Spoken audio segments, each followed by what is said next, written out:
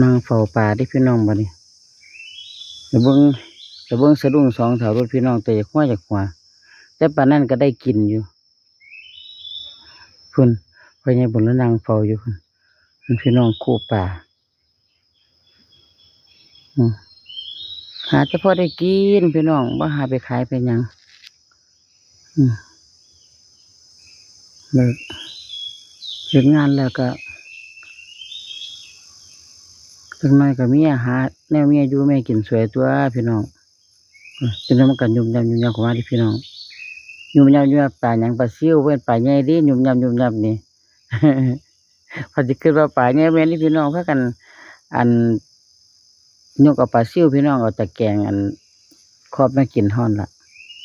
ตะแกรงห้างท่านเราออกมาถิ่มไว้นี่ก็เลยพากันเอามายกกับพ่อได้กินแมวนี้เลยพี่น้อง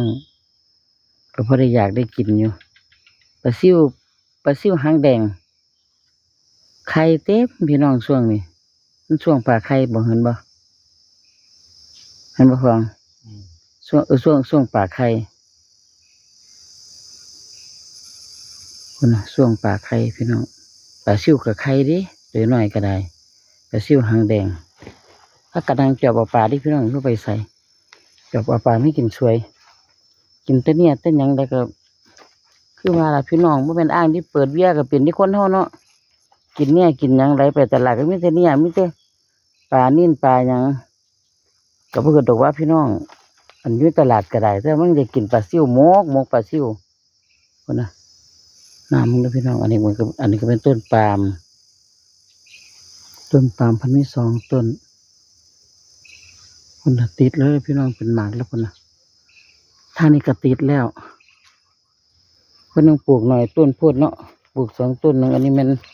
น้ำไม้ไผ่หวานอันนี้น้ำไม้ไผ่หวานทางปุ่นกับแม่นน้ำไม้ไผ่ตรงว่าทางปุ่นน้ำไม้ไผ่ตรงกันรอบนี้แล้วก็วันละ10 ปลูกต้นยานั่งปลูกเอียงของเราไปแล้วว่ามีน้ำไม้ก็ต้องมียานั่งสันแล้วว่าหายานั่งมาปลูกอีกก็ซุ่มหาของป้านี่มาหาของป้าได้ครบโป้ดีได้เส้นยานั่งได้เส้นน้ำไม้ครบสุดต้องอีฝูอีลอกปลูกไว้เหลือคนกินเขาก็ต้องค่อยกินไม่ได้ว่ากันหรอกเพื่อมาเอาก็ได้แล้วท่านก็ไม่ได้อยู่เฝ้าเนาะแยกกระตากก็อยู่บ้านพุ่นนะนั่งเฝ้าป่าพ่อเป็นแต่เอาคืนเราที่พ่อมึงถือว่า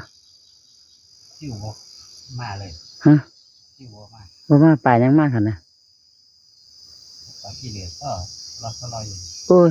เจ้าจะป่ากี่เดือดป่ากี่เดือดว่าจะเอาไม่ดอกขั้นได้ก็เอาลุงคือเก่าเอาใจปลาซิวละขั้นได้ฮะปลาซิวเงียบเลยสิ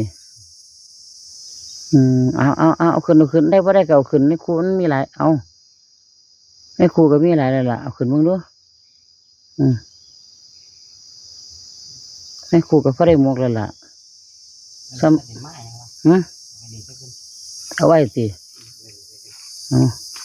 เอาไว้ก็เอาไว้ขนาดเบิ้งอยู่ในคูมีหลายปันใด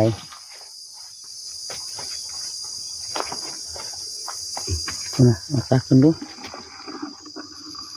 โอ้ในคูก็ได้หลายเลยล่ะพี่น้องก็ได้หมกก็ละ